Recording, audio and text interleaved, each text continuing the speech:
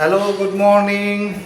अनि यस्तै छ। अनि आज नानीको रिजल्ट बुगु यता आऊ। यहाँ आएर तिम्रो रिजल्ट होइन आज राम्रो गरेको छैन। अस्ति त फर्स्ट हुन्छु भनेको छ भने फेरि ल अहिले रिजल्ट आएर भरे हेर्नुपर्छ। अब यस्तो छ खाजा खाने बेला पनि भयो। यस्तो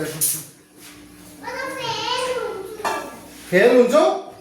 अस्ति त फर्स्ट हुन्छौ भन्दै थियो त। हाई गरिदियो गुड मर्निङ भनिदिएको। Good morning.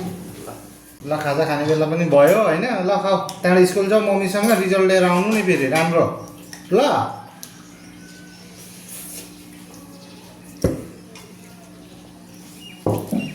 थ्याङ्क यू चियाको लागि। राम्रो गरेको छैन भने त नि कुट्छु नि आज फेरि ल। मम्मीसँग जानु अनि प्रसु दिदीसँग आउनु। राम्रो गरेको छ। बदमास नि बदमास मात्रै तिम्रो त एकदम बदमास। ल रिजल्ट छ बेलुका अलिक भाइ बुगु कतिखेर आउने कोसँग आउने बाई गर न त नि खोइ। खाना बनाउने ड्युटी परेको छ दिउँसो। गर्मी पनि भयो तान्छ गर्मी।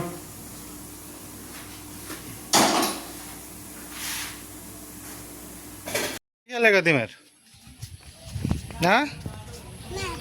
माटो बुबु पानी खेल्छ माटो नखेल्नु भनेको होइन मम्मीले। हेलो आज फेरि नानीको रिजल्ट थियो नि त अनि त्यही भएर अनि नानीको रिजल्ट चाहिँ यस्तो रहेछ। इङ्ग्लिसमा A+ आएछ, नेपालीमा A, म्याथमेटिक्समा A+, साइन्समा A, ह्यान्डराइटिङमा इङ्ग्लिस ह्यान्डराइटिङमा A+, नेपाली ह्यान्डराइटिङमा A+ अनि ड्रइङमा A अनि A+ आएछ। अनि 10 दिन एब्सेन्ट भएको रहेछ। बिमारी बढी हुन्छ नि त नानीहरू होइन। अनि इङ्ग्लिसमा 43 आएछ 50मा, ह्यान्डराइटिङमा A+, एउटा इङ्ग्लिसमा 48 50मा A+,